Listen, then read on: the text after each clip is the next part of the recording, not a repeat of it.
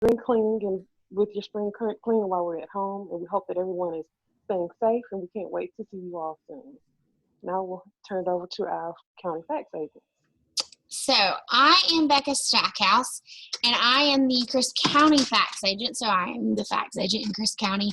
And so I do a lot of work with Mary on programming that happens on a regular basis. So since we can't be in person right now, we have switched some of our programming over to a virtual platform. So you can interact with us in the comments. You can talk to us via that way, those kinds of things. And then there are two different surveys. There's going to be a survey for the evaluation of the program that is the link I will post in the description, but it's also posted on the event page for the green cleaning for tonight, which is attached to the UGA Extension Crisp County Facebook page. And then there's also another evaluation that's just a general one that will kind of just give us some feedback on how you thought the program went. So in Crisp County, I cover several different topic areas, and healthy houses is one of them. And so extension is one of those things that brings you research-based information, and we are in a different way that we deliver that right now just because of all the virus and everything going on. And so that means that the three of us that are with you tonight, we are actually we're pretty far apart. There's probably, 2-3 hours between each of our counties. And so doing it this way, you kind of get three different perspectives and three different teachings. And so we're all three going to give you different areas.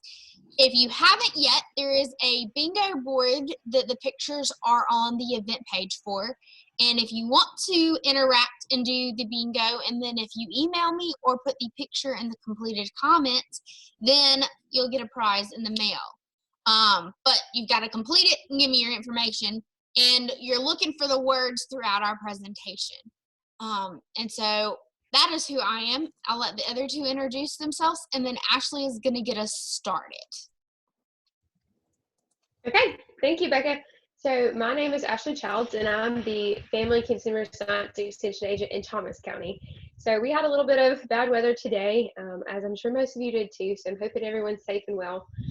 I love giving this presentation. It's actually not within my necessary plan of work. I deal a lot in Thomas County more with nutrition and chronic disease prevention. However, healthy homes is part of a healthy lifestyle in general. So this is a fun presentation. Super excited that Becca has invited me to present it here with our teammates today. And I'm looking forward to sharing with you. And I'll turn it over to Keyshawn and let her introduce herself. Good evening, and thank you so much. Thank you for inviting me. I am in Bibb County, Georgia, and the weather is starting to get a little worse here. So if I cut out on you, that is because our technology did not hold up. I also love doing green cleaning, and I've been invited to actually demo the cleaning products. I'm a mom of 3 and I'm married, so my house is a circus now. So I'm constantly cleaning, and this saves a lot of money, and it's also healthy. I'm still suffering from allergies when it's not raining, so this is very good for my allergies as far as not having to have chemicals and hazardous chemicals in our household. Okay, well, I will get us started then. So thank you for joining us today in our workshop on green cleaning. You'll learn more about indoor air pollutants. We're going to talk about making your home healthier, reducing potential hazards in your home, and saving money by making green cleaning products. And who doesn't want to save money? This topic is especially pertinent right now in the times that we're in with coronavirus. With that, it's a little difficult maybe to find some cleaning products that you would normally find in the grocery stores or in your local neighborhood store. So today we're going to talk about why do we even care about green cleaning? Why do we want healthy housing? Why green? So we just got to celebrate Earth Day yesterday. So we will talk a little bit about the impact that it has on the environment, but especially the impact that it has on our health as individuals. So we spend most of our time indoors, more so now than ever. So the indoor air that we breathe becomes an important concern. The Environmental Protection Agency, or the EPA, studies show several of levels of several common organic pollutants to be 2 to 5 times higher inside the homes, which again is a little scary given that we're spending so much time indoors right now. Many of these pollutants do come from volatile organic compounds, or VOCs as we'll refer to them during the presentation, that are found in a variety of products inside your home, including your household cleaning products. Health effects may include eye, nose, and throat irritation, potentially headaches, loss of coordination and nausea, or damage to your liver, kidney, and central nervous system. Some organics can cause cancer in animals, and some are suspected or known to cause cancer in humans as well. Persistent organic pollutants, or POPs, or POPs, are toxic chemicals that adversely affect human health and environment around the world.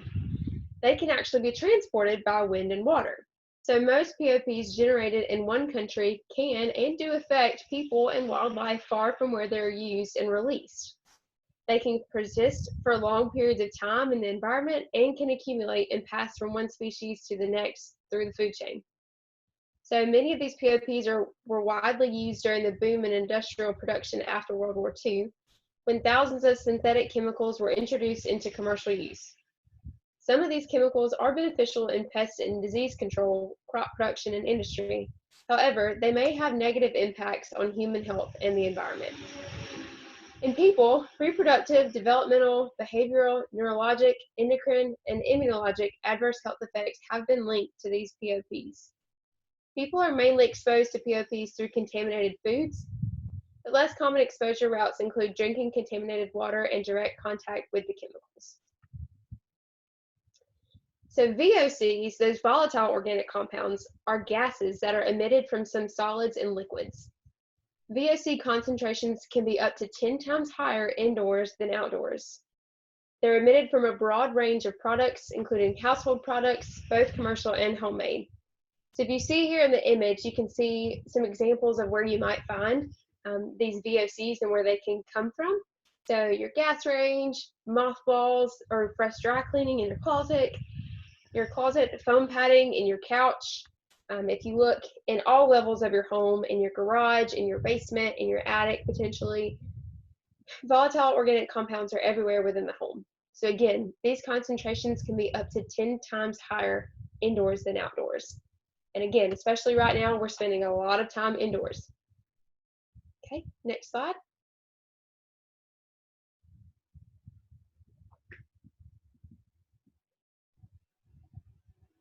Becca, I feel like you've advanced the slide for me. Thanks. Okay. So some of our concerns are higher concentrations of some VOCs leading to respiratory problems, especially among children. So again, with this type of coronavirus, we've heard a lot about respiratory illnesses, respiratory issues. And again, being inside for longer periods of time with those higher exposures can be risky. So household products are among the top 5 substances that result in calls to the U.S. Poison Control Centers. And Becca's going to share with us a little bit later about some poison lookalikes and why they could be potentially hazardous to children, especially in the home. So studies are ongoing to assess how chemicals contribute to chronic respiratory problems, allergic reactions, and headaches. Indoor pollutants can be reduced by limiting the number of chemicals used indoors. Asthma attacks. If you or a loved one of your children or family member has asthma, research has shown that the more volatile organic compounds in the house, the more reports of asthma. The VOC most concerned with asthma is one called benzene. So the benzene in indoor air comes from products that contain benzene, such as glues, paints, furniture wax, and detergent. So if you've never taken the opportunity to look what all is actually in the products that you're using, such as those paints, glues, furniture wax, and even your detergents, now's a good time to do so. And again, if your child has asthma, look and see if any of those products contain benzene. That may be a contributing factor. So anytime that children are exposed or anyone is exposed, that exposed means that it's ingested, inhaled, or absorbed through the skin, eyes, etc., meaning they have touched it in some way, have gotten it in their eyes. In 2016, there were 11,528 reports of children 5 years of age and under exposed to single load liquid laundry packets. So for whatever reason, this was a thing in the news that people were doing this Tide Pod challenge and were actually eating Tide Pods. And when people saw this, again, it's an issue because if you've ever seen a Tide Pod before, they actually look like they're brightly colored. They're in the shape of like a gel candy. So they could absolutely be misread by a child who doesn't know the difference as a piece of candy or something that you can eat. So some children who have gotten the product in their mouths have had excessive vomiting, wheezing, and gasping. Some get very sleepy. Some have had breathing problems serious enough to need a ventilator to help them breathe. There have also been reports of corneal abrasions, so scratches to the eyes when the detergent gets into a child's eyes. Okay, if you can advance to the next slide for me. All right, so some green tips that we're going to look at today are just some tips to improve your indoor environment, to help you save money, and also to help conserve natural resources. So we're going to go through 3 steps with you today. So reducing your impact on the environment, simplifying your cleaning routine, and also saving money. Okay, next slide.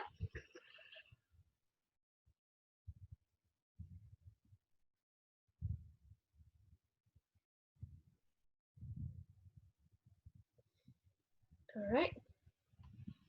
So oops, sorry, Becca. I jumped ahead on you. We'll go back to green tip 1. Thanks. Okay. All right, so there are many reasons to replace your current cleaning products with healthier alternatives. One major reason being for health concerns. So you or a member of your family may have respiratory problems, allergies, or asthma that can be aggravated by the use of cleaning products. I know growing up and still now, if someone sprays too much of a cleaning product in a closed, confined space, my allergies go crazy. So reducing the number of cleaners that you use in your home can help improve the home environment as a whole.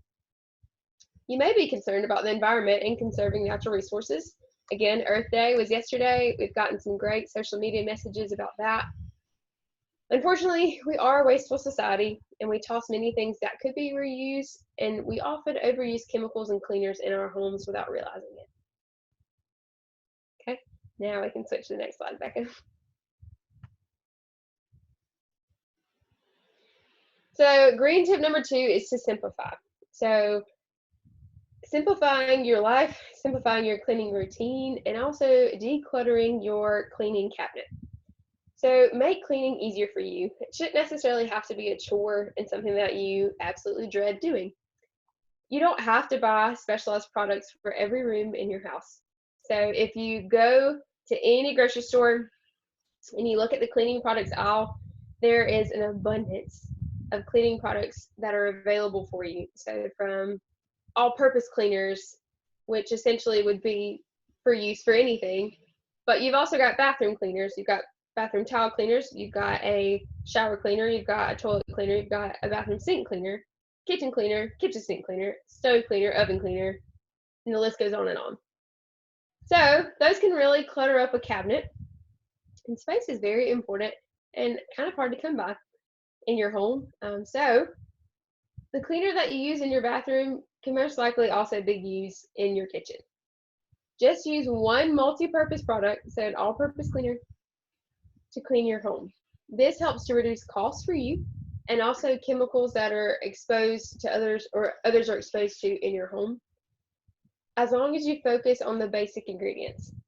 So we're going to examine what is in cleaning products. So you're going to walk away from here knowing what those basic ingredients mean, and you can know what to look for. So our basic cleaning ingredients that we're going to talk about today are abrasives, alkalis, acids, surfactants, and disinfectants.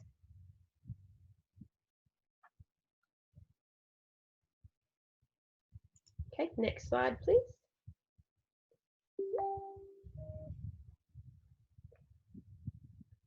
Okay. So first off are abrasive cleaning products. I'm sure you've all probably seen one of these before. You had a roommate in college that was not well versed in cleaning. You've probably had one of these sitting around in your apartment or your dorm room, and it's gotten nasty and smells really bad and may have some really bad memories for you. But these are great cleaning tools. So it's just a double-sided cleaning sponge, and the purpose of it is to scour off dirt, grease, or particulate matter. So it's got two different sides to it. It's got a coarse abrasive side with steel wool, or a coarse abrasive side would be an example of like steel wool, or if you use sandpaper. And then a finer abrasive would be like a sponge scrubber or mesh. So abrasives are used to rub off particulate matter on a surface. They can be coarse, again, like that steel wool, or much finer, like a mesh or nylon scrubber. The decision of which to use is based on how much elbow grease you need to exert and the type of surfaces that you're cleaning. So you shouldn't use a coarse abrasive on a non-stick or stainless steel surface that could scratch easily. So just be aware of what it is that you are cleaning. Abrasive cleaners are designed to remove relatively heavy amounts of soil, often found in small areas. They come in powder and liquid form and contain a kind of built-in elbow grease, which helps cut down the hard scrubbing required to remove soil. Scouring pads are also included in this category. Overuse over time can wear down the protective coating or glaze from surfaces. So again, just be careful of what it is that you're cleaning, and know the appropriate type of product to use with it. Okay, next slide.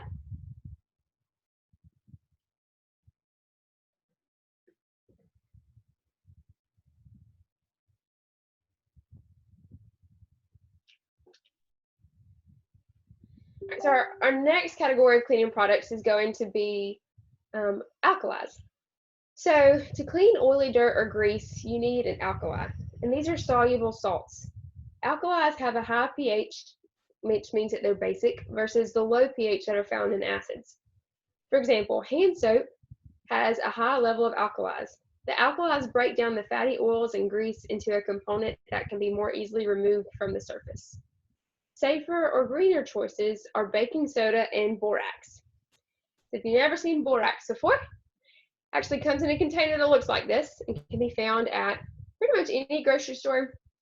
I'm pretty sure this one came from Walmart, but it's a much bigger example of one of those alkalis that you can use to clean with.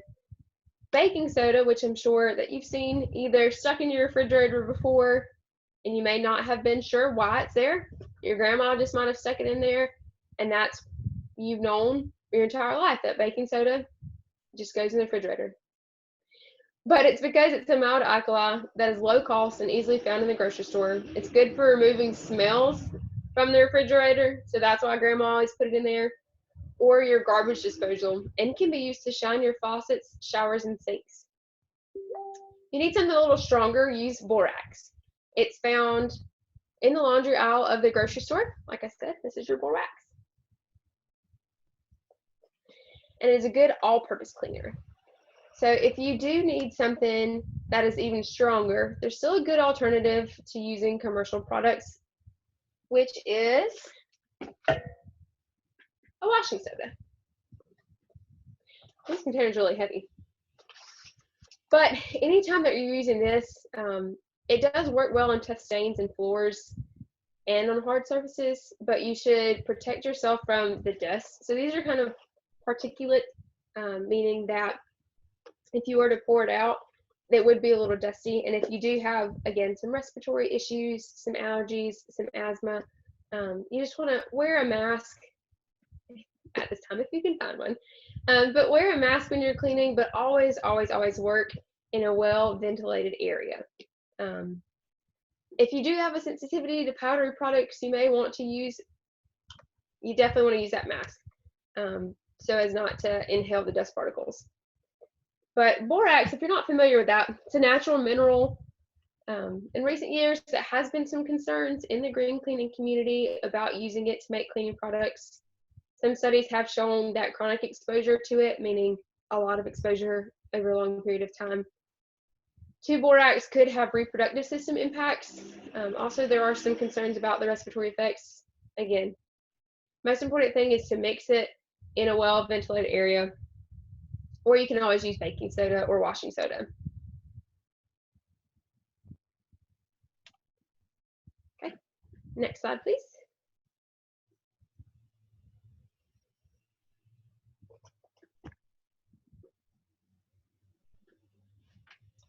All right. Grab this one out of my bucket. So when using cleaning products, acids help break down difficult stains like rust or mineral deposits. The pH scale indicates that the acidity of a substance. The pH scale indicates the acidity of a substance. So again, when we were talking about basics earlier versus acids, water is considered your neutral. So 7.0 is your neutral level. A lower pH is considered acidic, and higher pH is basic or alkaline. Your acids are normally sour or bitter, so like lemon juice, and they help to remove difficult stains such as rust or mineral deposits. Toilet bowl cleaners, tub and towel cleaners, and mold removers are typically acidic. So if you've got hard water in your home, I do, meaning that you get those water spots, maybe on your sink or on your counters.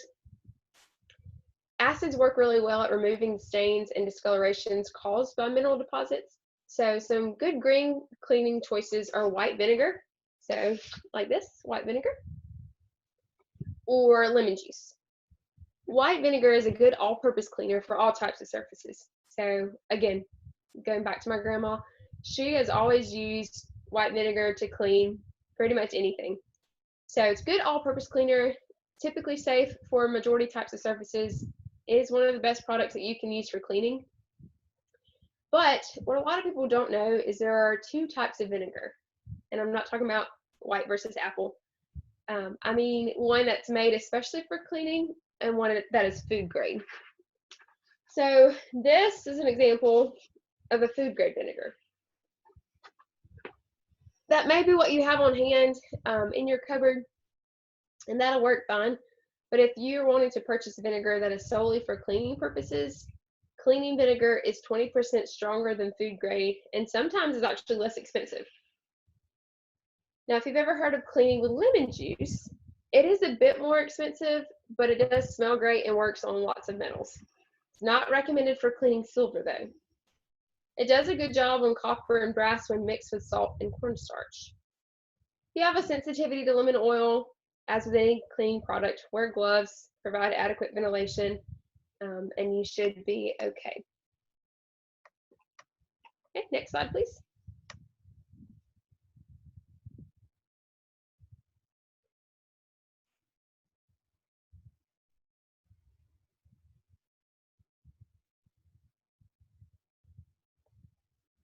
So the last basic cleaning ingredients are surfactants. These are products that grab hold of the dirt and take it away from the item that is being cleaned. So you can find surfactants in soaps and detergents. Many are petroleum based, therefore they would not be considered green or necessarily environmentally friendly products though. But you can find some commercially made environmentally friendly products and homemade cleaning products that do contain vegetable oil or coconut oil instead of petroleum. An example of this would be Murphy's vegetable oil or Castile soap. Have you ever heard of the brand Dr. Bronner's? That's what it is. It's a vegetable oil based soap versus using petroleum. So petroleum can be a skin irritant. Just using a plant-based surfactant can be simple or easier on your skin, and again, more environmentally friendly. Okay, next slide, please.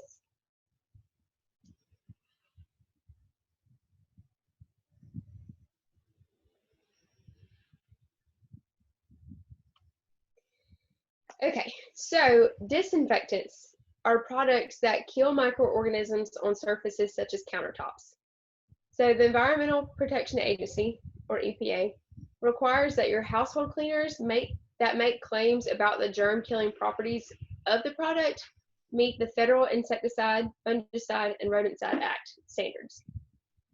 The most important thing here to remember is that the contact time is the amount of time the solution is in contact with the surface. So it really depends on what the product is that you're using, but it's really important that you pay attention to how long it says to leave it on the surface. So if you just essentially put a disinfectant, spray it down on your counter, and then wipe it off right away, you're not really doing anything. So in order for these disinfectants to work the way that they're intended, they have to be left on the surface for the recommended contact time. Again, generally around 5 to 10 minutes, but depends on the compound that you're using. So pay attention to that. So what I mean by requires household cleaners that make claims about the germ killing properties, that just means that if a product says it kills 99% of bacteria, it has to meet those FERPA, or the Federal Insecticide, Fungicide, and Rodenticide Act standards. So, and more information about that can be found on the EPA website, and that's epa.gov. Okay, and Becca, you can switch to the next slide.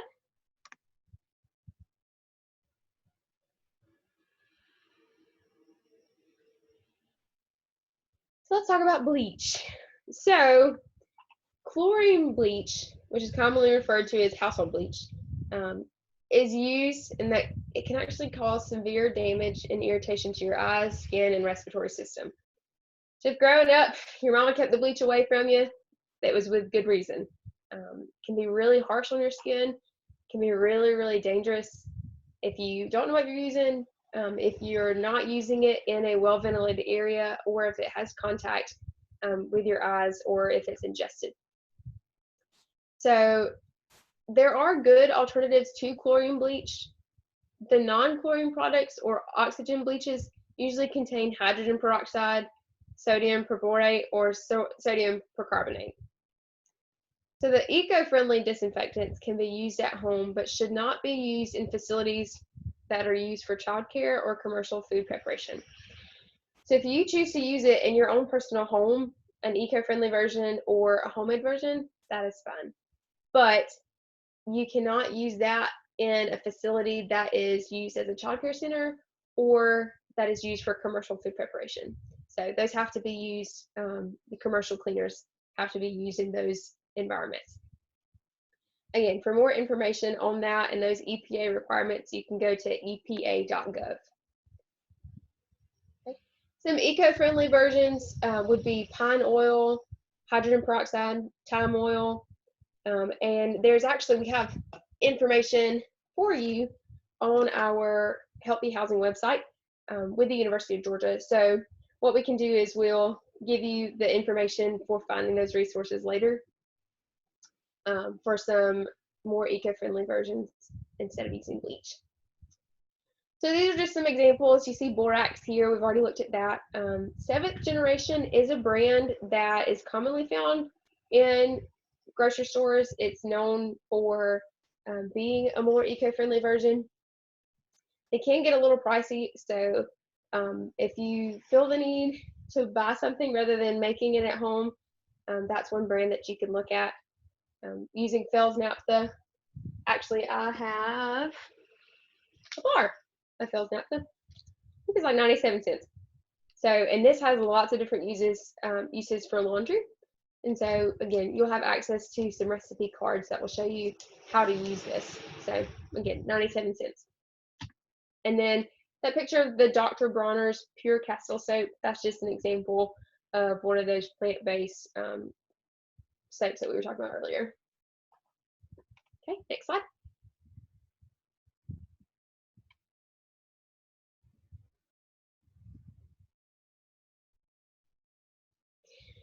So it's important to understand the difference in cleaning, sanitizing, and disinfectant, because yes, there is a difference. Cleaning removes the dirt and grime. So this is where your elbow grease comes in, right? So you are physically using some type of elbow grease to remove the dirt and the grime. So it's like when you're washing your hands. You are putting your hands together, you're using warm water and soap, and you are physically activating those compounds so that way you can get the dirt and grime off. And then after the surface is cleaned, then you sanitize.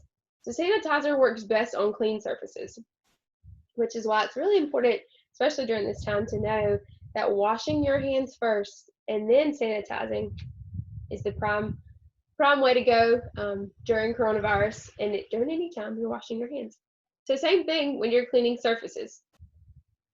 With regards to child care learning centers, the American Academy of Pediatrics recommends using a solution of household liquid chlorine bleach in water to sanitize and disinfect most items and surfaces.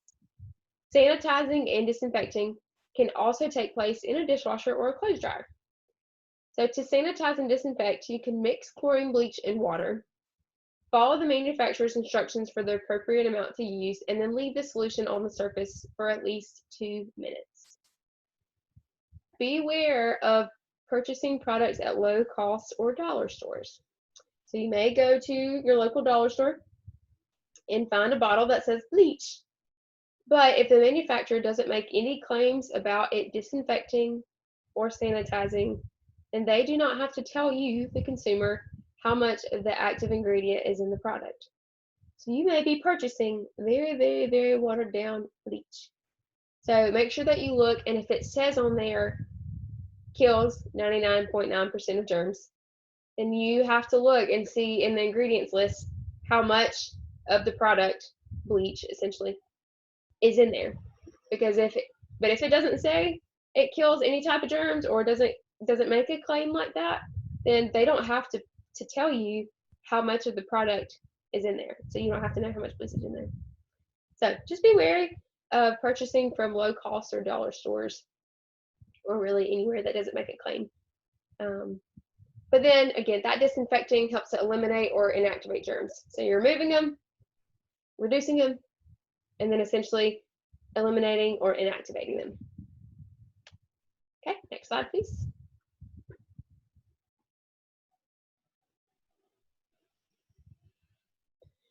So it's important to know that there's really no standard definition for the term green. It doesn't always mean that the product maybe uses less harmful chemicals or that it's safer for the environment. It's up to you to protect yourself from being misled by false claims. So the term green can really be used as a marketing tool. This means that you should not believe everything that you hear in an advertisement. So try it for yourself. Research your product, find out what it's really made out of and how it's manufactured. Most of these words are meaningless or have very little meaning with regards to household cleaning products. So if you look for words like non-toxic, natural, green, environmentally friendly, biodegradable, biocompatible.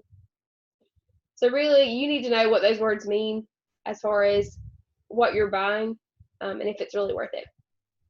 So one of the best ways to select a green product is to look for a third-party certification. And what that means is the most widely used certification in the United States is the Green Seal. So you'll see it here at the top with the little check mark, the Green Seal. This is an independent nonprofit organization that certifies products using credible, science-based, and transparent standards. Also, the EPA Safer Choice label is a good option too. So household cleaning products are not required to disclose their ingredients except for disinfectants or other ingredients considered to be antimicrobial pesticides. So if it has the claims like kills germs on kitchen, children, and recreational products, it's not really meaningful. In fact, such claims are not even permitted. So if you see something like this that says kills germs on any type of kitchen, children, and recreational products, you can contact the EPA or the Federal Trade Commission if there's any claims on like sponges, toilet seats, toys, or any other treated articles. So other options are Safer Choice. It meets the EPA Safer Product Standards, cradle to cradle. And if you look on, again, the resources that we'll provide for you at the end of this, or that Becca will include later, there will be some places where you can look for more information on these seals. Okay, next slide.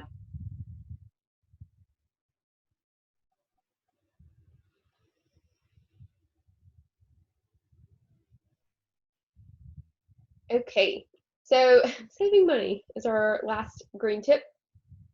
Your homemade cleaning products cost less than commercial or over-the-counter cleaners. But there are some safety tips for making household cleaning products that include always mixing your ingredients in a well-ventilated area. Never mix ammonia and bleach. Always label and date the products that you make. Store ingredients like essential oils out of the reach of children. Exposure and ingestion of these oils can be toxic. Mix only what you need or no more than a month's supply. You really don't want it sitting around. So mix what you're going to need at the time, or if you're going to use it within a month, that's fine too. Always use new containers. So don't put it especially in a container that was previously used for food, or that had previously contained a different chemical. There could be some unknown reactions amongst that. So always use new containers. Again, never reuse those food containers for household cleaners. Just think about a child maybe that might not know that there's a cleaner, and it could potentially look like something that they could eat, and they may associate that food container with something that's safe. So always label with the date, what ingredients you put in it, and your product name. Again, just to reiterate, mix it in a well-ventilated area, and then out of the reach of children and pets. Okay, next slide.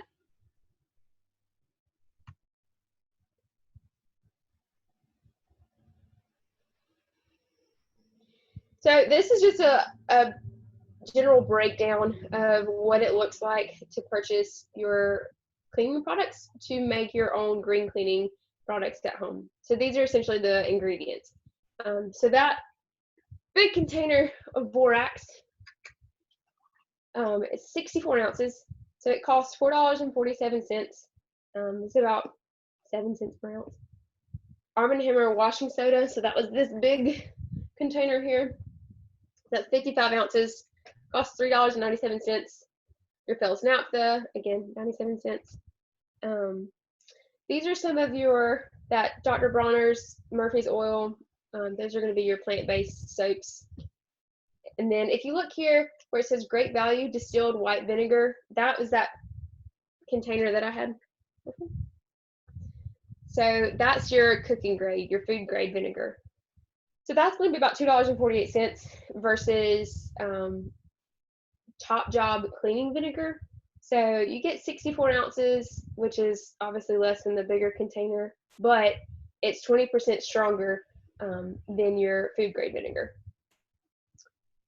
Okay, and next slide, please.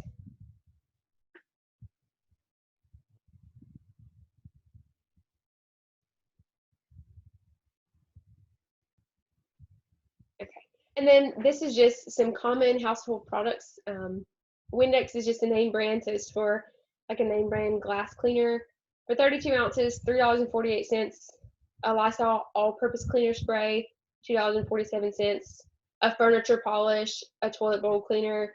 Again, these are all different products that could very easily make up your cleaning cabinet.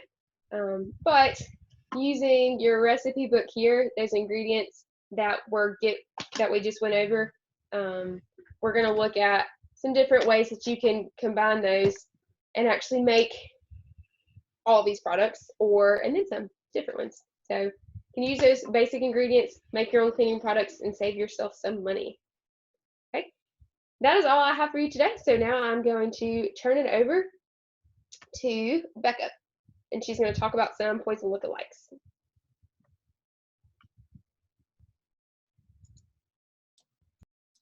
I am.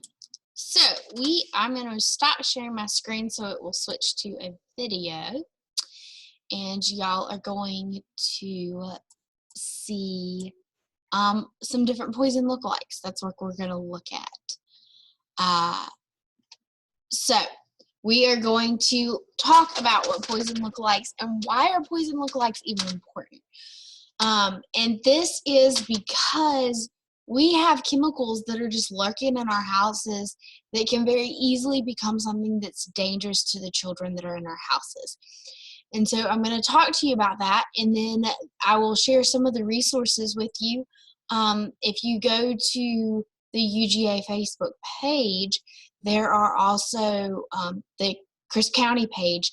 There are 2 blog posts that were posted in the last 2 days about healthy cleaning, healthy homes, and poison lookalikes. So that's on the UGA Extension blog post.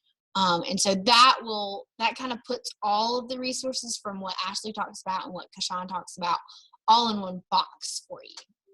So we are going to talk about what some things look like and look alike. And I want you to think about it.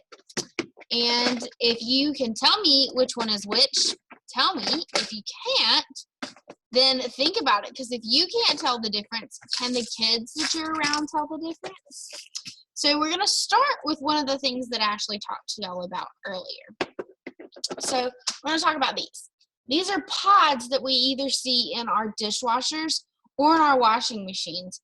But they are one of those things that very easily and quickly look like something that could be eaten. Now, they do have that cleaning smell to it, but that doesn't mean that a toddler is going to know what to do with that cleaning smell.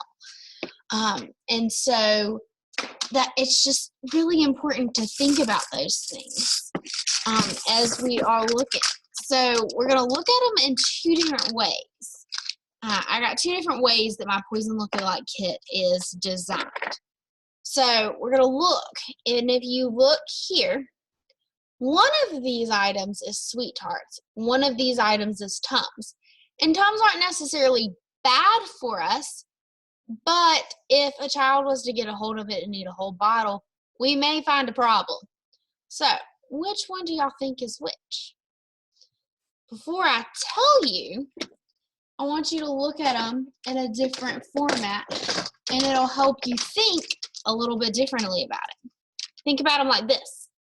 So if you got a baby or a toddler, what are they thinking when they see that poison lookalike? So I'm going to hold them on the same side that our other cups were in. So which one of these is which? It's hard to tell sometimes, isn't it? So let's go back to that first one I showed you. So these are our Sweet Tarts, and these are our Tums. But y'all have an even more disadvantage via the video. You can't see the labeling on them, and so they really do look a whole lot more alike. So let's look at another one. Now this is one that a lot of people have in their fridge, but it looks very similar to this, doesn't it? So we got 2 right here. One is a cheese, one is sand. So we may not want to put the sand in our mouth, but we will want to use the cheese. Which one do you think is which? This is our cheese, this is our Parmesan cheese, and that's our sand. So what's important to think about is it lurks everywhere. The poisons lurk in our medicine cabinets, they lurk under our sinks, and here's a big one, this one. So I only have 1 bottle of this, and I'll tell you why in a second. But this one, if you think about it for a minute, what does it look like for you? It is pine salt in this bottle, but it looks exactly like apple juice that a lot of our kids consume. And so you want to be aware of it because only the smell gives it away. That doesn't mean that a little one is going to know, or an animal or a pet is going to know the difference. Here's another one for you. A lot of us have one sitting in our refrigerator and one sitting on our kitchen cabinets to do dishes. Can you tell me which one is which? So if you think that my left one is the dish detergent and my right one is the Gatorade, Powerade. So they very easily can look like Windex or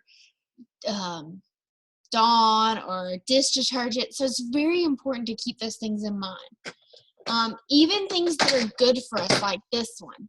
This one is vitamin gummies versus regular gummies, which regular gummies, we got other things we got to look at, like our hidden sugars. But our vitamin gummies, if our kids get a hold of those, they still have that fruity smell, and they're going to give them a little bit more. They just don't need to take a whole bottle of them, whereas you can eat a whole bag of gummies and you might just feel sick later on. Let me give you a few more. This one's a little bit more difficult to see because it kind of got melted. Chocolate doesn't sit well in a car. But one of them is a laxative and one of them is Hershey's. So if you look at the bars, and I have a really good image that shows you this, but if you look at the bars, then they look the exact same, don't they? So it's just important when you are thinking about what's in your house, what's in your purse, what's in your bags, what's in medicine bags, what's laying around your house, what's in cabinets and kitchens and under cabinets. We keep things at very low levels sometimes. It's important to know that those very quickly, like these, can become a poison. And so what do you do with a poison if you have a poison problem? So let me just show you real quick some resources for you. So this is one of those more lookalikes that kind of gives you those labels of what lookalikes, common household things, medicines look exactly like. But this is also mistaken identity. If we have trouble telling something apart when it's not in its labels, then you know that a kid is going to. But if you click, you can also find more in detailed poison lookalike information. And so that is, so to prevent accidental poisoning of all ages, it's important for you to think about these things. We often don't necessarily think about it until we're just dealing with really small children, and sometimes we still miss it. So it's important for you as the guardian, parent, babysitter, whatever you are to the younger child, to be aware of what the poisons can look alike and to know what number to call if you have a problem. So if you do end up with a child that consumes a whole box of Sudafed, then you need to be aware and call 1-800-222-12222 for their poison lookalike, for the poison help control line. And if it's a real big problem, then you're going to have to go to the ER and see what comes from there of getting some help. So that is one of the 2 blog posts that's going to give you some resources to the poison lookalike information. And then some of the information that Ashley covered is going to be on the Healthy Homes Through a Balanced Life blog post. And so that's going to give you the links to some of what Ashley talked about and then a little bit of what you're going to hear from Kashawn in just a minute. So let me get us back to our PowerPoint. Make it advance. So, what are those hazards that are lurking in your household? Those lookalikes that might very easily become a bad one for the people in your house. So, I'm going to leave you thinking on this one, and I'll tell you at the end which one was which. So, I want you to think, is my left one water or is it rubbing alcohol? So which one is my left one? Is this one the poison or is it the one that's okay to drink? So stay tuned to find out. You can also go, EPA's got some great resources for you to be able to search and find choices and standards to be able to meet them. And then there are 8 ways that you can make your overall household healthy. So you want to keep it clean, which is what we talked about this whole time. You want to keep it contaminant free, maintain things. If you keep up with things as they break or leaks or things like that, if you maintain them, you're going to have better results on maintaining your house as a healthy house. And then try to keep it pest free. So don't leave food laying around that's going to create those critters into your house. And then you want to keep it dry. You want to have good ventilation, like what Ashley was talking about. You don't want to be mixing chemicals or using chemicals in small confined areas that don't have any ventilation. And then make sure that you keep your home safe. And then you can go green if you make sure that you follow some of these guidelines and make sure that you're disinfecting your households, especially now when we're really needing to disinfect and make sure there's nothing lurking on our countertops. So with that, we are going to share it over to Kishan for our make and take activity. And your recipes are on that blog post, and then they're also on the event page. So, and then if you need them, we'll share our contact at the end. So, Kishan, are you still with us? And it's your turn. I sure am. Okay, so we want to make sure that we know how to make our green cleaning products. Can anybody tell me the first step in using a disinfectant? Because we're talking a lot about disinfectant because of COVID-19. Very good. The first step is it must be on a clean product. So if I have a dirty countertop, for instance, and I'm thinking I want to disinfect or sanitize, and I just use a Clorox wipe, if you look at the instructions, that's why instructions are so important. If you look at the instructions on our disinfectant, even the bleach that we may use to disinfect or sanitize, it clearly states that it should be on a clean surface. So this is the first step to our sanitizing / disinfecting. And what we're going to do today is we're going to make what we call a fragrant kitchen cleanser. And the recipe calls for it, as Becca stated, the recipes are on the blog post for Crisp County Extension. It calls for 2 pints of water, and we know that 2 pints is 4 cups, so we're going to split this in half because I made some just last week. It also calls for 4 drops of essential oils, and I like to use the citrus ones for the kitchen. So since it calls for 4, we're cutting the recipe in half. So we're going to do 1 lemon, and if you really want to add a little razzle-dazzle to it, I like to mix them, the orange as well as the lemon. So you mix those 2 together. You combine the ingredients and make sure you combine it really well. Oh, it smells so fragrant. It smells just like a nice citrus clean kitchen. Now for this portion, I'm going to give you a little trick. It's easier just to pour it back into the measuring cup once you mix it together. And this is a 2-cup measuring cup. And I have these cute little bottles that you can purchase at a dollar store. And in fact, it's a travel bottle that I actually got at a regular box store like Walmart. And you pour it into your container. Oops. Don't do like I did and pour too much in there. You pour it in there and voila. Now, as Ashley stated, we need to make sure that we have our labels. So we have our label and it has the name of our cleaner.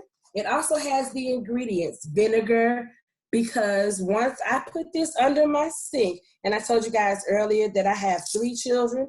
So once I put it under the sink, are my teenagers going to make sure that they grab the right thing? You're absolutely right. They will not. They're going to grab whichever one they see first. But if I have a label on it, then I know what it is when I go to grab it. And also, after, we want to make sure that we only keep it for about 30 days. Of course, this will be exhausted probably by tomorrow this time because it's such a small amount, but I have the rest that's still in my cup. And it smells excellent. So we're going to make another one also. And this one is called All-Purpose Cleaner. So again, we stated that the first thing you must do is start with a clean surface if you're disinfecting or sanitizing. So again, it calls for 2 cups of water, 3 tablespoons of white vinegar,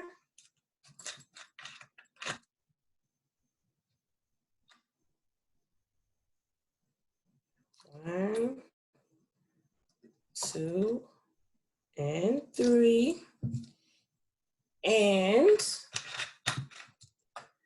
a ½ teaspoon of an oil-based soap. And I like Murphy's. That's what I use because it's all-purpose. And it is a oil-based or plant-based soap. So all of these things are not hazardous chemicals. So a ½ teaspoon of the vegetable oil-based liquid soap. And then a ½ teaspoon of washing soda. And washing soda can be found on the laundry aisle in most of your grocery stores or box department stores like Walmart or something like that. And it's a great laundry booster to my moms who have stains. My son played football for several years, and that was the only thing that helped my laundry detergent to get those stains out. And you want to make sure that you mix everything together really well, because oil and water generally don't mix. And sometimes I use a fork to kind of make sure that I break it up, all the washing soda, and it gets incorporated really well. Again, I want to make sure that I pour it back into my measuring cup, because it'll be a lot easier to pour into that little bottle. But for this one, since it's an all-purpose cleaner, Dollar Tree bottle, and I can pour it right into here. And the good thing about all-purpose cleaners they are gentle enough to use on several different surfaces, but they are effective enough to clean those surfaces. And you put it on there, put the lid on there. And the final step, as always, is to put a label on it so that I will know what it is. And so I have a prepared label, and I put it on there, and voila, I have a great AP cleaner that can be used in several rooms in the house. And also, we talked earlier about saving money. It saves tons of money so that you don't have to buy a separate cleaner for each room, a bathroom cleaner, a kitchen cleaner. This all-purpose cleaner is wonderful for a variety of different cleaning. So I hope that you've enjoyed the demo, and I hope that you go out. All of these things are things that you probably already have around your home. And again, if you suffer from allergies like myself and two of my family members, it's a great way to cut down on those chemicals used in the home for cleaning.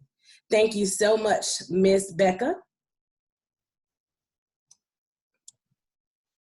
So thank you both for joining us. So that was Keyshawn Thomas, and she is from Bibb County, and so she is the Family and Consumer Science agent there. And then Ashley was the first presentation you had, and she is the Thomas County Family and Consumer Science County agent. So remember those lookalikes that I left you with? This one was your water. So very easily, just rubbing alcohol and water look alike. So I hope that you enjoyed the green cleaning. Hope that it stayed connected for you since we had lovely weather for it. If you will make sure that there are 2 surveys that are attached to the top that are in the descriptions, or if you can't find the descriptions, if you will email me, and my email is Rebecca, which is REBECCA, period, Stackhouse, which is STACKHOUSE at UGA.edu, then I will send you the links to those, and that will be great. So if you need Keyshawn or Ashley's, or you are in a different county and you joined us in watching our green cleaning tonight, then reach out and let you know. Keyshawn and Ashley, you want to give y'all's emails? Because I don't know them off the top of my head. They generally populate for me. That's fine. Yeah. So mine is A as in Ashley, EC. Forget how weird mine is. AEC10754 at UGA.edu. Or you can go to the Thomas County Extension website and look at Family and Consumer Sciences, and you can find it there.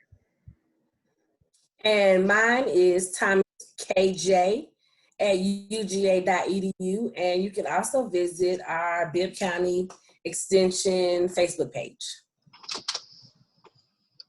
So you can get up with us in any ways. Even though your county extension offices are looking a little different, you can still get up with us. We're available, our emails, phone numbers, things like that. So just reach out, and we are happy to help. We are happy to give you more information. You can go to the UGA Extension Crisp County blog for the fax agent, and you can find all the resources from everything we talked about tonight, between The Healthy Homes is a Balanced Life, and The Poison Lookalikes. Those two are going to give you all of the handouts and the resources that we talked about tonight. It'll also give you the recipes, both recipes that Kashawn made for us. But that recipe book has, 10 or 15 different recipes for different cleaning, and they all use those same basic ingredients. So thank you for joining. And they are excellent recipes. Say that one more time. They're excellent recipes. Like the wood, I have hardwoods in my home, and the wood floor cleaner is excellent. The instead of buying Windex, for instance, the glass cleaner is very good. And a lot of them use vinegar, and that will help to absorb odors as well. So they're good ones. I use them at home too. I think Ashley uses them some too. So a lot of us do use them. Mary, you got anything else you want to add before we close out? I just would like to thank you all for doing this program. And we will keep this on the library page so we can have the information and the links that you mentioned in the video as well. And I do too use the green cleaning products that you did at a program previously, and I do love them. So they really are wonderful products, and I recommend that everyone actually watches the video and get the recipes for the products. So the one thing I'll add is the next, we're going to do another Zoom with Mary, and we're going to have another FACS agent join us, and we're going to be talking about movement and exercise. So that one will be on May 14th, and it will be at 5 o'clock as well. And then the one that Ashley and I did 2 weeks ago on mindful eating, you can still find it if you look hard for past events, and I'll see if I can get it to post on our Facebook page. So thank you for joining us, and I hope that you enjoyed it. All right, goodbye.